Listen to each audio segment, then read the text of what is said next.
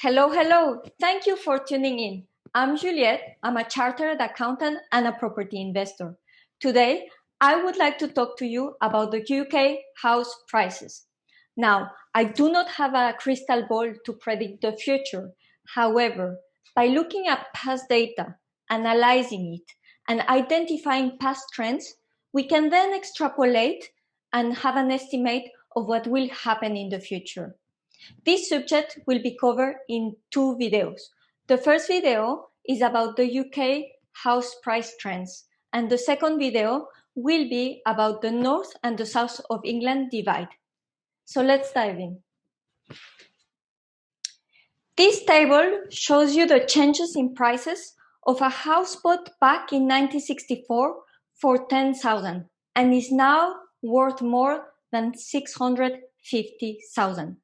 From 10,000 to 650,000 in over 40 years. Imagine, who's planning to live another 40 years? I am. And even if it's not 40 years, let's look at 20 years. In 20 years, the house bought at 10,000 is worth 214,000. I know it's hard to believe, but this is what really happens. This is why we buy property. Now, what happened is ebbs and flows. So here, Harold Wilson was in power for 6 years and it averaged 6% a year. Edward Heath come for 4 years, 24% a year. Now people remember, oh gosh, at the start of the 70s, there was a massive crash. So people remember that, but they don't remember that at the beginning of the 70s, there was a massive crash because they had to put the interest rate up. And the reason they had to put the interest rate up was because of the inflation, because it had gone to 24% a year. So there was a crash, but the crash was just realigning things because we had a massive growth. Harold Wilson, couples of years, 7% a year. James Callaghan, 16% a year for 3 years. Margaret Thatcher, 11 years at 12% average. Then we have a flat period, 7 years of 1%, flat.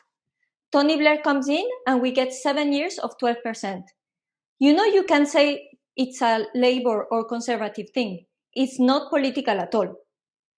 The reason I'm showing you this is to explain you that generally what happens is that you have 6 to 8 years of relatively flat increase and then 8 to 10 years of growth. The pink line here in this chart is a house bought in 1969 for 3,800 and it goes up to 175,000 in 2010. The blue line shows you the percentage changes each year in the housing market. You can see in the 70s, the inflation was really high, so the interest went high. The interest went up 10 to 12%. Now, as an investor, it is not fun to have the interest rate to be 10%, but inflation is high and the property prices are going to the roof. So as long as you have the feel that this is coming, you get yourself a fixed 5 years mortgage. Everyone feels the pain, you ride the way through it, and you had a booming house in the meantime. In that 2-year period, when the interest rate were about 10%, we had 36% growth.